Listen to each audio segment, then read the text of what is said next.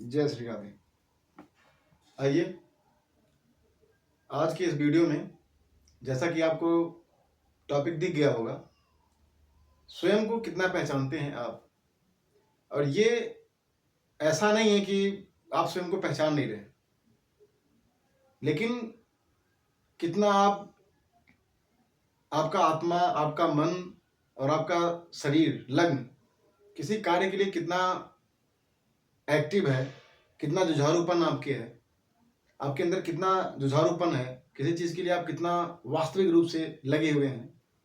तो इसकी पहचान कैसे होगी? स्वयं को कैसे आप पहचान पाएंगे कि आप इतना दृढ़ संकल्प कोई व्यक्ति कैसे हो जाता है, किसी की व्यक्ति की लाइफ में इतना भटकाव क्यों होता है, तो ये कैसे पहचान पाएंगे? देखिए, चंद्रमा आपका मन होता है, सूर्य आपकी आत्मा है और लग्न आपका शरीर है। जैसा कि हमने मूलभूत सिद्धांत में राशियों के बारे में चर्चा कर रखी है, चर अचर द्विस्वभाव राशि के बारे में, और उनके तत्व के बारे में भी मैंने चर्चा कर रखी है। तो एक बार आपसे फिर से मैं निवेदन करूंगा कि बेसिक समझने के लिए आप एक बार उन वीडियोस को जरूर देखें, जिससे आपको आज के वीडियो को समझने में बहुत ही आसानी होगी। और ये वीडियो इसलिए इम्पोर्टेंट हो जाता है क्योंकि इस वीडियो के द्वारा आप खुद को समझ पाते हैं, स्वयं को समझ पाते हैं। देखिए, जब चर राशि की बात होती है तो चर राशि क्या है? वो मूवेबल साइंस है। मूवेबल साइन का मतलब क्या है कि वो बदल रही है। स्थिर का मतलब क्या है कि कांस्टेंट। द्विस्वभाव में स्थिर और कांस्टेंट दोनों का उसमें तत्व छुपा हुआ रहेगा। हम बता चुके हैं, 15 डिग्री के अंदर रहेगा तो वो स्थिर, 15 डिग्री के बाद 30 डिग्री के अंदर रहेगा तो वो चर मान ली जाएगी। तो कैसे आप पहचाने खुद को, स्वयं को कैसे पहचाने, उसी टॉपिक पे आते हैं। देखिए, बहुत ही आसान चीज है। एक आपका मन, जो मन को समझ लिया आपने, और आत्मा, और एक आप स्वयं, इन दोनों के बाद बनते हैं स्वयं, जो आपका लग्न बनता है। तो लग्न सबका डिफरेंट होगा। ये चीज हर व्यक्ति का अलग होगा। जैसे मेष लग्न के लिए लग्नेश मंगल होगा, वृषभ लग्न के लिए शुक्र होगा। तो इसकी भी चर्चा हमने पूर्ववर्ती वीडियो में कर रखी है। लेकिन मन सबके लिए मन का कारक चंद्रमा होगा, और सबके लिए आत्मा कारक सूर्य ही होने वाला है। चंद्रमा सबके मन का कारक है और सबकी आत्मा कारक सूर्य है। तो अपने जन्म लग्न में आप चंद्रमा की स्थिति को देखें, सूर्य की स्थिति को देखें, और अपने लग्नेश की स्थिति को देखें। जैसे ये कालपुरुष की कुंडली है, हम बार बार कह चुके हैं कि इसलिए लेते हैं कि समझाने में आसान होता है। तो यहां पे लग्नेश आपका मंगल बनता है। अब हमने एक इस कुंडली पे, इस लग्न पे आपको समझाने की कोशिश करूंगा कि मान लीजिए मंगल मान लीजिए आपके सप्तम भाव में बैठा हुआ है। हमें नहीं पता कि कौन सी राशि, बस ऐसे ही बैठा दे रहे हैं, मंगल बैठ गया। मान लीजिए सूर्य यहां पे बैठ गया, और मान लीजिए चंद्रमा यहां बैठ गया, लग्न में बैठ गया। तो सिंपल से आपका दिखा गया मन। जब भी आपको पढ़ना है, अपने आप को समझना है, तो अपने मन को समझिए, सूर्य को समझिए और लग्नेश को समझिए। यहाँ पे मंगल ही डिफरेंट है। सूर्य चंद्रमा सबके एक ही मिलने वाले हैं। सूर्य आपका आत्मा कारक मिलेगा, चंद्रमा आपका मन का कारक मिलेगा, बस लग्नेश आपका शरीर वो अलग होने वाला है। तो चंद्रमा यहाँ पे क्या है? 1 नंबर की राशि में बैठा हुआ है। 1 नंबर की राशि मेष हो गई। मेष क्या है? चर राशि है। इसका मतलब इस व्यक्ति का मन क्या होगा? मतलब एक जगह कांस्टेंट नहीं लग सकता, हमेशा मन उसका स्थिर रहेगा। देखिए कितना आसान समझना है। चंद्रमा बैठा हुआ है लग्न में, और लग्न में जो राशि आ रही है वो मूवेबल साइन है। मूवेबल साइन का मतलब चर राशि है। तो जब चर राशि में आ गया, इसका मतलब कि आपका मन अस्थिर है, स्थिर नहीं है।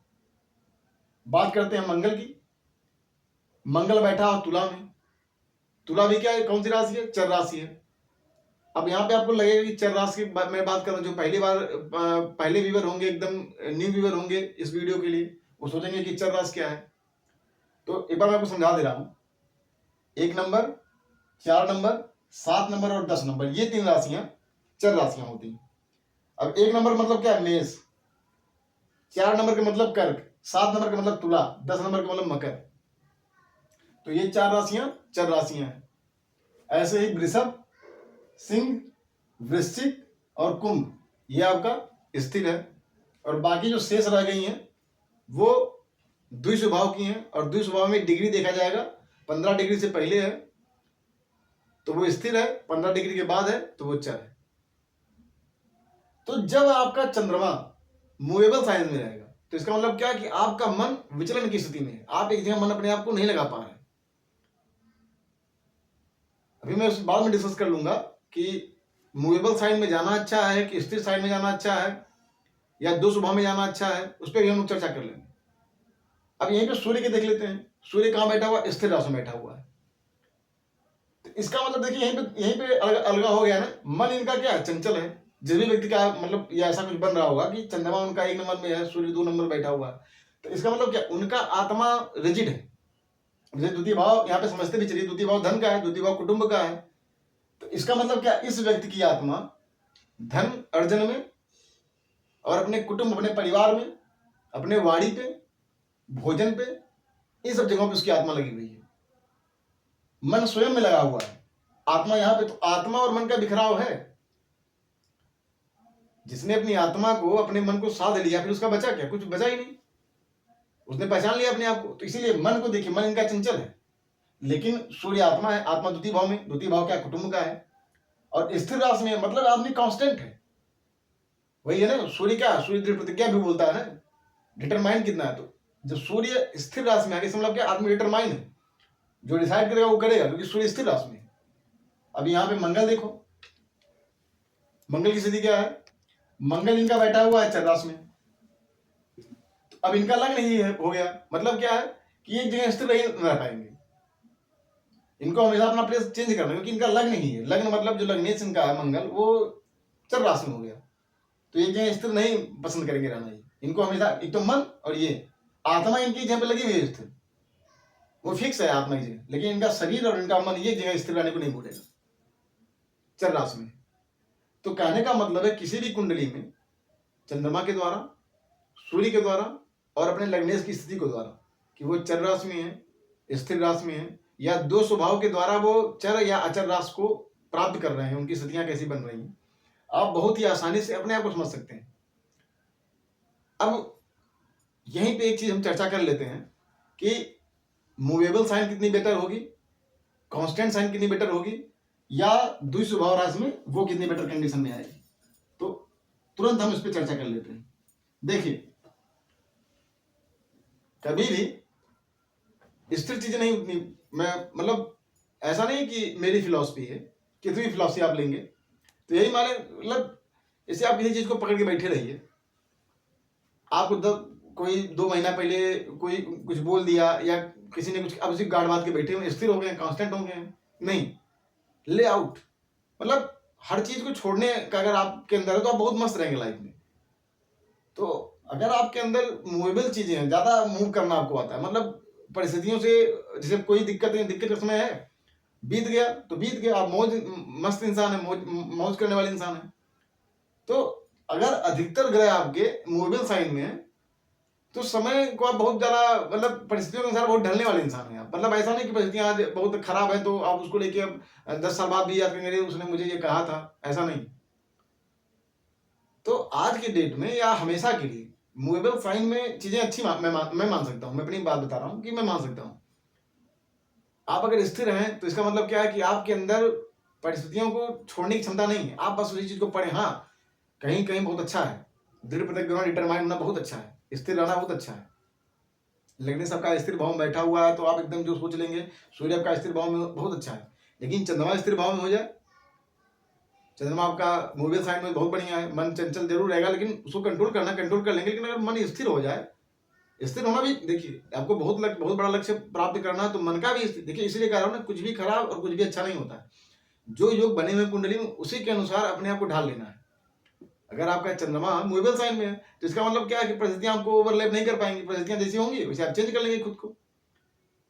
लेकिन अगर आपका चंद्रमा अच्छी स्थिति में है, मतलब स्थिर स्थिति में हो गया, अच्छा का मतलब स्थिर स्थिति में बोल दिया, स्थिर स्थिति में है, कांस्टेंट है। तो मान लीजिए आप कुछ बड़ा करने के लिए निकले लाइफ में, बड़े कम्पिटिटिव एग्जाम की तैयारी कर रहे हैं या बहुत बड़े बिजनेस का है कि आपको बहुत बड़ा एम्पायर खड़ा करना है, तो आप फिक्स हैं, मन में एकदम वही वही दिखेगा कि आपको बस एकदम स्थिर है। लेकिन तब वही है कि कुछ चीज़ों को आपको त्याग करना पड़ेगा। कोई आपका मित्र आपको आगे बोलेगा कि चलना है घूमने या कहीं चलना है, चलिए चाय पी आते हैं, तो नहीं, आप नहीं जाएंगे क्योंकि आपके दिमाग में एकदम स्थिर है, तो उन सब चीज़ों को आप छोड़ेंगे। तो डिपेंड करता है ना कि आप क्या ठाने हैं।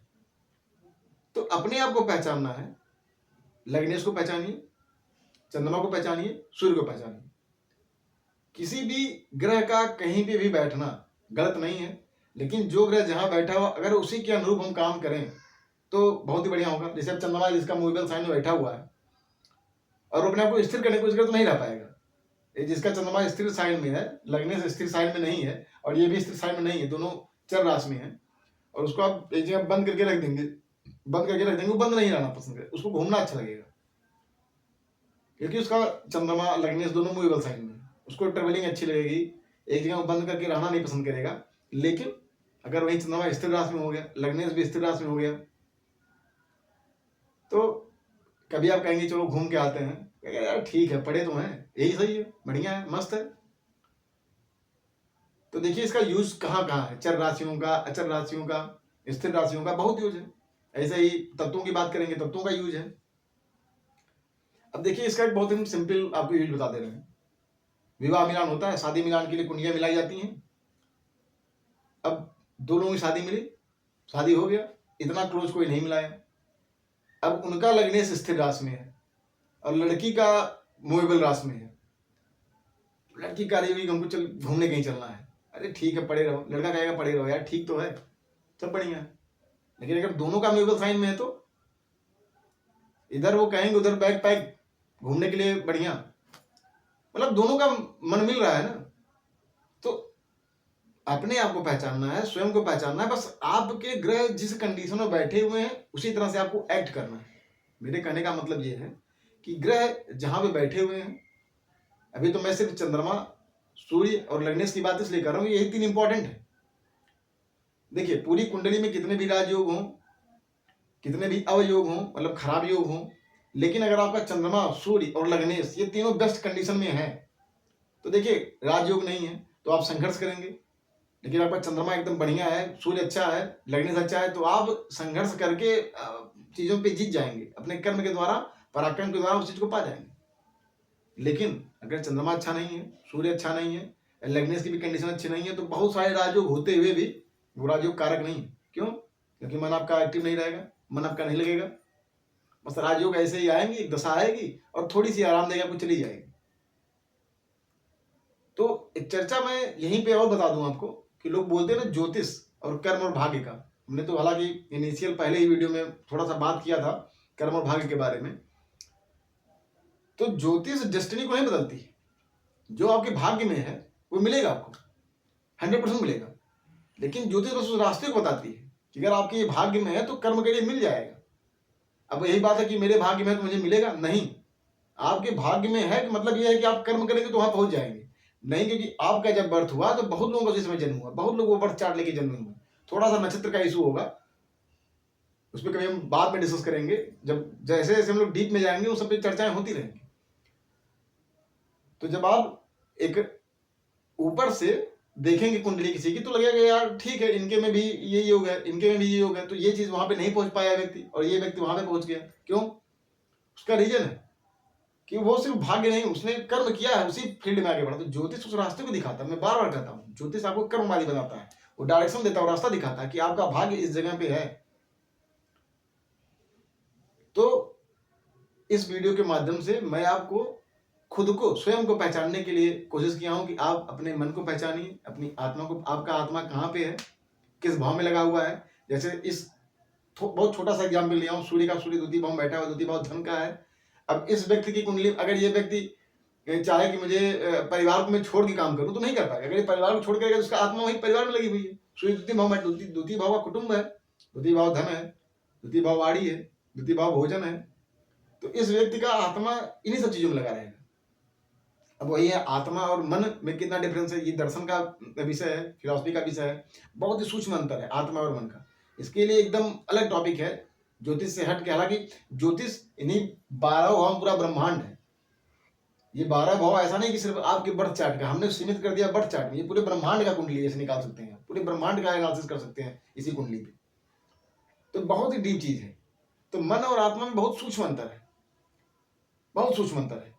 तो सूर्य और चंद्रमा को डिफरेंस करना बहुत ही सूक्ष्म अंतर है इन दोनों का। तो अपनी आत्मा को, अपने मन को और स्वयं को, अपने शरीर को आप पहचानिए कि वो किस राशि में बैठा हुआ, किस भाव में बैठा हुआ है। हालांकि अभी हमने भाव की चर्चा नहीं किया है कि कौन सा भाव किस चीज का कारक है। तो जल्द ही हम 1-2 दिनों में वो वीडियोस लेके आएंगे, कौन सा भाव किस भाव कारक है। जैसे द्वितीय भाव ने बता दिया, वाणी का है, कुटुंब का है, भोजन का है, धन का है। चतुर्थ भाव ऐसे ही किसी चीज का कारक होगा, सप्तम भाव किसी चीज का कारक होगा। तो आने वाले दिनों में हम जल्द ही उससे वीडियो लेकर आएंगे। और देखिए, जैसा कि मैंने कहा कि शुरुआत हमेशा ही थोड़ी सी प्रॉब्लम, थोड़ी सी समस्याएं लेके आती हैं। तो हम लोगों का भी ये शुरुआत का समय है, इनिशियल स्टेज है।